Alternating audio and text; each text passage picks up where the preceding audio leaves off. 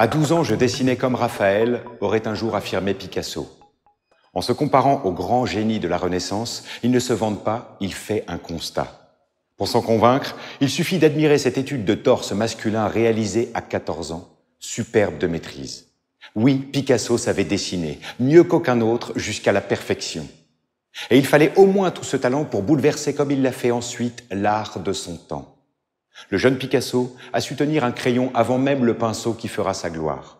Enfant, puis adolescent, il passait, paraît-il, ses journées, un carnet toujours à portée de main pour griffonner ce qui l'inspirait. De fait, Picasso n'a jamais cessé de dessiner au fil de sa carrière. Même sa peinture a subi quelques pauses, pas le dessin.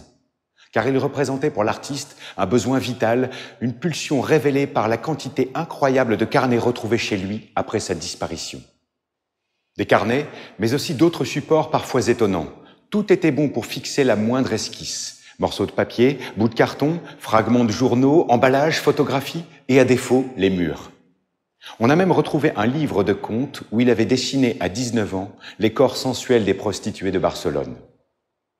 Si Picasso n'a jamais arrêté le dessin, c'est aussi parce que cette pratique économique et nomade lui permettait de travailler facilement partout. Ainsi, durant l'occupation, alors que les restrictions rendaient difficile l'acquisition de matériel de peinture, c'est le dessin que l'artiste privilégiera comme une sorte de refuge.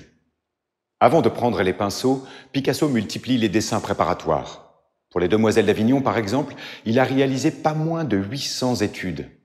Ce qui fait l'originalité de Picasso, c'est plutôt l'impression que donne ce foisonnement de dessins, la sensation de saisir le processus de création en plein mouvement, comme si le dessin fixait chacune des étapes de sa pensée. Son ami Christian Zervos décrit la manière dont le peintre dessinait sans gomme. Picasso ne rature ni n'efface. Il reprend figures et objets dans des esquisses très rapides et consigne sur le papier une infinité de formes et de mouvements que la mémoire eut peine à retenir. À côté de ce travail préparatoire, Picasso a aussi pratiqué le dessin pour lui-même. Il s'agissait d'un espace d'une très grande liberté, celui par exemple de l'érotisme assumé, plus fort encore que dans sa peinture. Dans ce domaine, comme dans tous les autres, Picasso ne s'est jamais limité à une seule technique. Il a tout essayé. Crayon de papier, crayon de couleur, fusain, sanguine, encre de Chine, gouache, plume. Observez le portrait de son épouse Olga au début des années 1920. Il fait cohabiter le pastel pour la partie supérieure et le fusain pour la partie inférieure. Picasso pouvait même mêler avec une grande originalité le dessin à d'autres techniques. C'est le cas des papiers collés, le genre inédit inventé avec Braque en 1912, où le dessin et la peinture se mêlent aux éléments découpés et collés sur un support. Grâce au dessin, on peut aussi mesurer à quel point le style du maître était varié. Picasso était capable aussi bien de faire surgir une forme par l'opposition puissante des contrastes que par un simple trait expressif. Pour Picasso, la gravure est l'équivalent de la céramique dans la deuxième dimension, une pratique artistique expérimentale dans laquelle il se lance avec défi et passion. D'une manière générale, la gravure consiste à tailler une composition dans une matrice en bois ou en métal, puis à recouvrir d'encre cette matrice pour imprimer la composition. La feuille imprimée s'appelle une estampe. Il existe différentes techniques de gravure et Picasso essaiera un certain nombre d'entre elles. Tout d'abord la xylographie, c'est-à-dire la gravure sur bois, mais aussi à la fin de sa vie la linogravure sur du linoléum.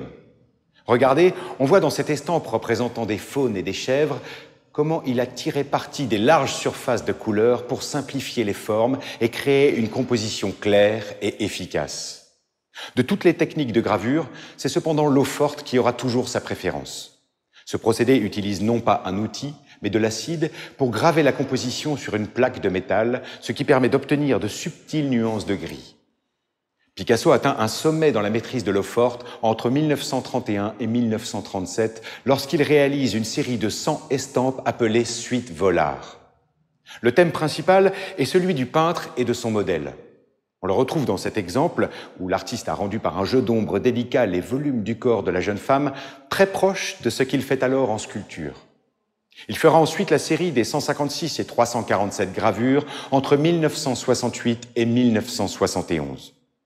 Un dernier procédé, légèrement différent de la gravure, intéressera enfin Picasso après la Seconde Guerre mondiale, la lithographie. Cette technique consiste à dessiner sur une pierre une composition à l'encre. C'est par ce procédé que Picasso fait reproduire l'une de ses plus célèbres estampes, la colombe réalisée pour le Congrès de la paix en 1949. Au total, à la fin de sa vie, ce sont plus de 2000 estampes qui seront sorties des mains du maître.